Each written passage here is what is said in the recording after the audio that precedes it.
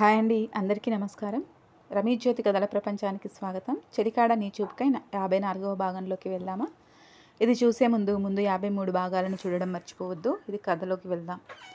ఈ జాబ్ కాకపోతే ఇంకొకటి, ఈ రోజులు జీవితంలో రమ్మంటే మళ్ళీ రావు. ఏం కాదు, వెళ్ళండి, పట్టుపట్టింది సుగుణ. అది కాదమ్మా, నేను చెప్పేది విను. హనీమూన్కి ఇప్పుడు కాకపోతే వచ్చే నెలలోనైనా వెళ్ళొచ్చు. దానిదేముంది చెప్పు, సర్ది చెప్పబోయాడు రాజ్. సరే అయితే ఒక పని చేద్దాం అన్నాడు శేఖర్.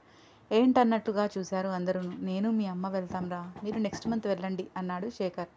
ఏం మాట్లాడుతున్నారు, మీకేమైనా పిచ్చి పట్టిందా? ఎవరు ఉన్నారు అని కూడా చూసుకోరా అంటూ సిగ్గుపడుతూ చూసింది కోడలి వైపు. రాజ్, సంఘమిత్ర నవ్వుకుంటున్నారు. అది కాదు, వాళ్ళకి ఏకాంతం ఇవ్వాలి. మనం కూడా ఎక్కడికి వెళ్ళక చాలా సంవత్సరాలు అయిపోయింది, అందుకే ఇప్పుడు వెళ్దాం అని అన్నాడు శేఖర్. అయితే ఈ వయసులో హనీమూన్ ఏంటండి, చాలా ఇబ్బందిగా తోచింది సుగుణకి. అత్తమ్మ, అలా ఎందుకు అనుకుంటున్నారు? టూర్కి వెళ్దాం అంటున్నారు మామయ్య. అయినా మామయ్య, మీరు వెళ్ళాలనుకుంటే వెళ్ళండి, కానీ మాకు మీ వల్ల ఇబ్బంది అని మాత్రం అనుకోవద్దు. అయినా ఇప్పుడు కాకపోతే ఇంకా ఎప్పుడు వెళ్తారు? సరదాగా వెళ్ళిరండి అని చెప్పింది సంఘమిత్ర. సంఘమిత్ర వైపు మెచ్చుకోలుగా చూశారు ముగ్గురు. మరుసటి రోజుకి నెల రోజులకు టూర్ ప్లాన్ చేసుకుని వెళ్ళారు శేఖర్ ఇంకా సుగుణ. రాజ్ ఇంకా సంఘమిత్ర ఆఫీస్కి వెళ్ళడం మొదలు పెట్టారు. ఇంట్లో తల్లిదండ్రులు లేకపోవడంతో రాజ్ అల్లరి బెడ్రూమ్కే పరిమితం కాలేదు. ఆ అల్లరిని భరిస్తూ తాను కూడా ఆస్వాదిస్తూ ఉంది సంఘమిత్ర. ఒకరోజు రాత్రి రాజ్ నిద్రపోయాడు అనుకుని తన డైరీ తీసి రాయడం మొదలుపెట్టింది సంఘమిత్ర. అది చూశాడు రాజ్. ఎప్పుడు ఏదో రాస్తుంది, ఏంటో తెలుసుకోవాలి అని అనుకున్నాడు. మరుసటి రోజు సంఘమిత్ర వంట పనిలో ఉన్నప్పుడు తీసి చూశాడు. అందులో మొత్తం తన గురించే. ఇంత ప్రేమను ఎన్నాళ్ళు దాస్తుందో అనుకున్నాడు రాజ్. ఒక పేజీ దగ్గర చిన్ననాటి స్నేహితుడా, నీ చూపు సోకినా చాలు, ప్రేమతో మిత్రకు సొంతమైన మిత్ర అని ఉంది. మిత్ర అన్న పదం దగ్గర ఆగిపోయింది రాజ్ చూపు. తనను సంఘమిత్ర కంటే ముందు ఎవరో మిత్ర అని పిలిచారు.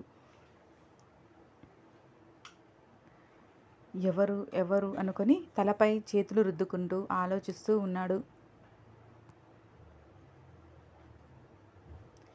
ఎప్పుడు ఈ ఆలోచన వచ్చినా కాసేపటికి వదిలేసే రాజ్ ఆ రోజు మాత్రం మొత్తం అదే ఆలోచిస్తూ ఉన్నాడు. ఆఫీస్లో, తర్వాత ఇంటికి వచ్చినా అదే ఆలోచిస్తూ గుర్తు తెచ్చుకోవడానికి ప్రయత్నిస్తూనే ఉన్నాడు. రోజు చిలిపిగా అల్లరి చేసే రాజ్ ఆ రోజు పరధ్యానంగా ఏదో ఆలోచిస్తూ ఉండడం సంఘమిత్ర గమనించింది. రాత్రి పడుకున్నాక కూడా ఆలోచిస్తున్నాడు. సంఘమిత్ర రాజ్ పక్కన పడుకుని రాజ్ వైపుకు తిరిగింది. సంఘమిత్రను పట్టించుకోవడం లేదు రాజ్. ఏమైంది ఈయనకి ఈరోజు అనుకుని చిన్నగా చేయి రాజ్ నుదుటిపై వేసింది. జ్వరం ఏమైనా వచ్చిందేమో అని అనుమానంతో. ఆ స్పర్శతో ఈ లోకంలోకి వచ్చిన రాజ్ ఆ చేయిని సుతిమెత్తగా అలాగే పట్టుకుని హృదయంపై పెట్టుకున్నాడు. ఎందుకలా ఉన్నావు, ఏమైంది మిత్ర అని అడిగింది సంఘమిత్ర. ఏం లేదు మిత్ర అని ఏదో గుర్తొచ్చిన వాడిలా. ఇప్పుడు ఏమన్నావు? మిత్ర అని కదా అని అన్నాడు రాజ్ ఉత్సాహంగా. నేనెప్పుడు అన్నా అంటూ చేయి వెనక్కి తీసుకోబోయింది. అలా కాదు మిత్ర, నువ్వు ఫస్ట్ టైం మిత్ర అని పిలిచినప్పుడే అంతకుముందు నన్ను ఎవరో పిలిచినట్టు గుర్తొచ్చింది, కానీ ఎవరో గుర్తు రావడం లేదు. ఉదయం నుంచి కూడా అదే ఆలోచిస్తున్నా, ఎంతకు గుర్తు రావడం లేదు అని అన్నాడు రాజ్.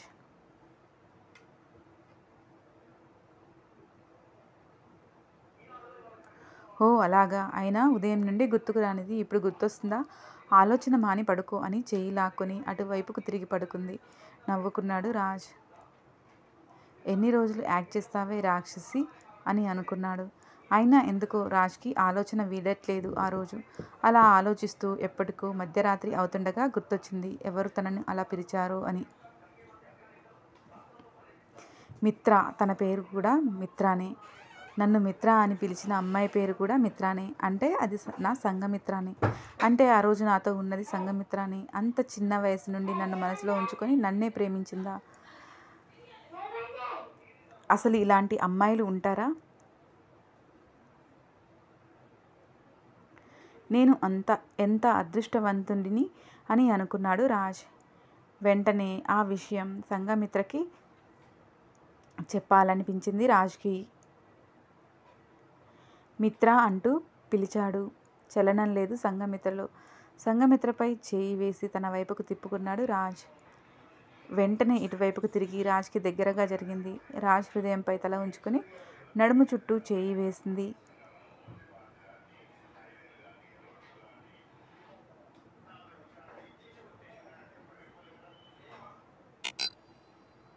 థంబ్నెయిల్ కోసం తీసుకున్నా అండి. సంఘమిత్ర నుదుటిపై ముద్దు పెట్టుకుని అలాగే చూస్తూ ఉన్నాడు రాజ్.